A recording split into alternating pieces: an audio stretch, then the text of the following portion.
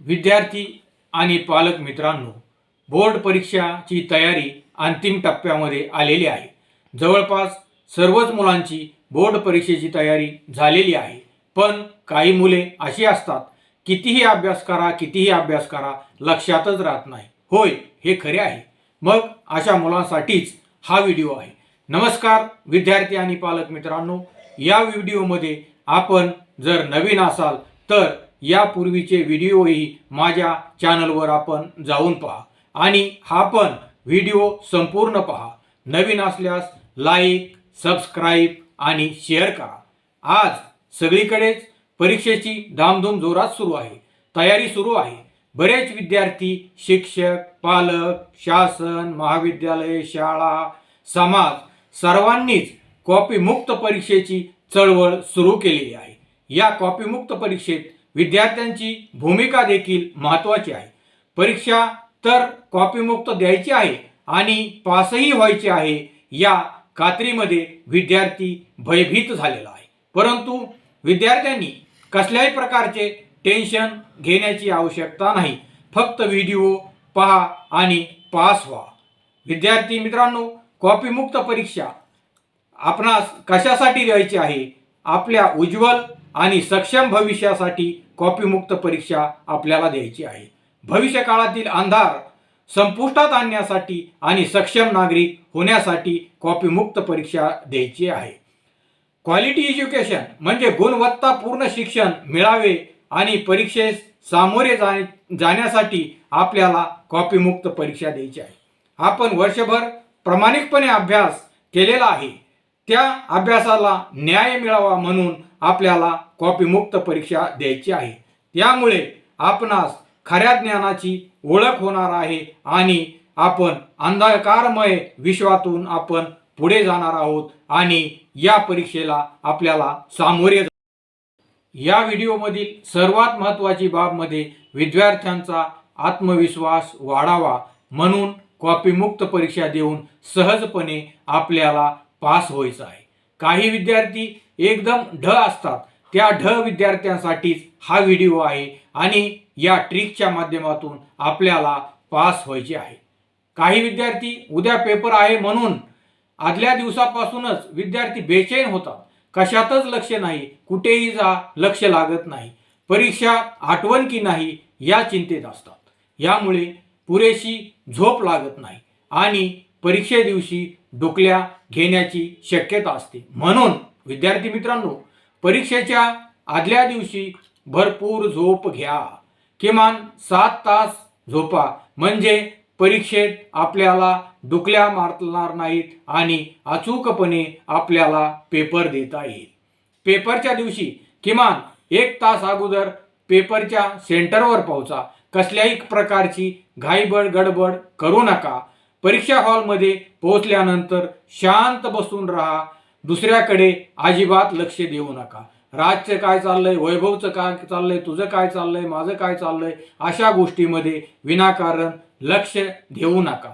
लक्ष आपले विचलित होऊ देऊ नका.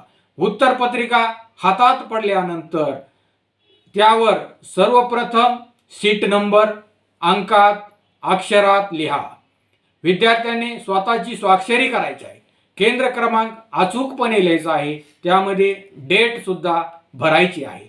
उत्तरपत्रिकेची भाषा, उदाहरणार्थ हिंदी, इंग्रजी, मराठी, तुमची जी भाषा असेल त्या भाषेची त्या ठिकाणी नोंद करायची आहे. पुरवण्या जर आपण घेतल्या तर त्या पुरवण्याची सुद्धा रीतसर नोंद उत्तरपत्रिकेमध्ये आपल्याला करायची आहे. परीक्षकाला समजेल अशाच पद्धतीने आपण त्या ठिकाणी काम करायचं आहे. या बाबी व्यवस्थित भरून घ्या आणि उत्तरपत्रिका सोडवण्यासाठी सुरुवात करा. परीक्षकाला समजेल अशाच अक्षर लिहा. आपले अक्षर परीक्षकाला आकर्षित करू शकते.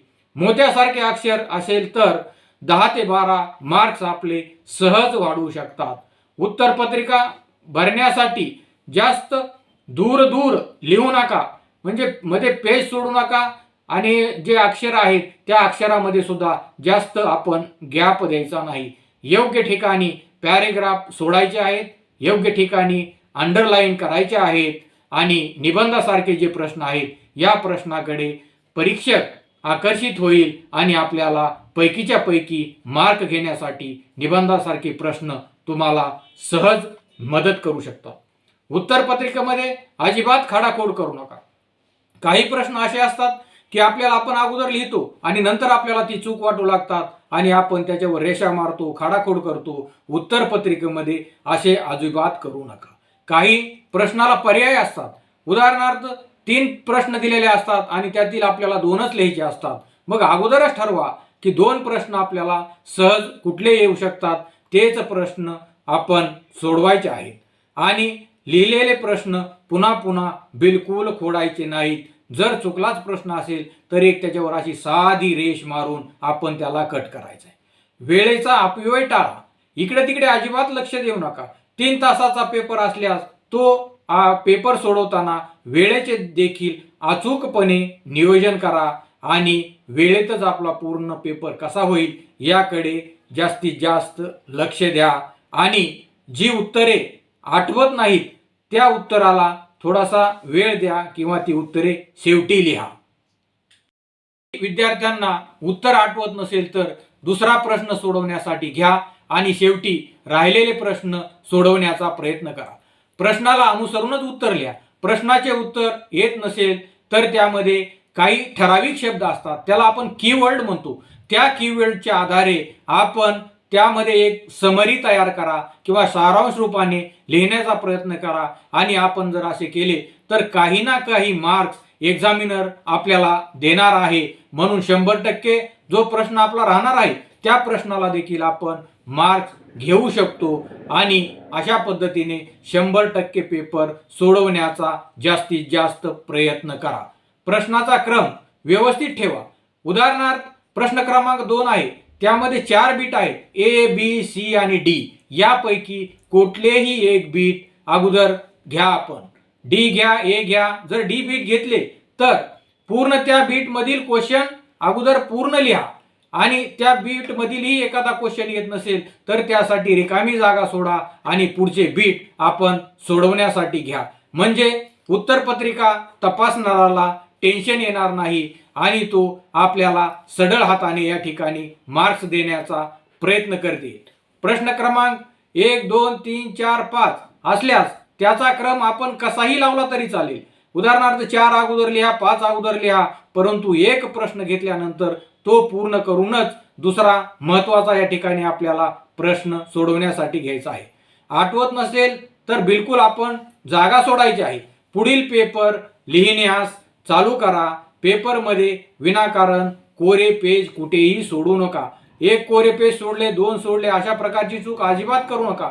त्यामुळे पेपर तपासणारा जो एक्झामिनर आहे त्याला तुमचा राग येतो आणि आपले काही मार्क्स त्या ठिकाणी कमी होण्याची दाट शक्यता असते. काही विद्यार्थी नापास होण्याच्या भीतीने पेपरमध्ये पैसे ठेवतात.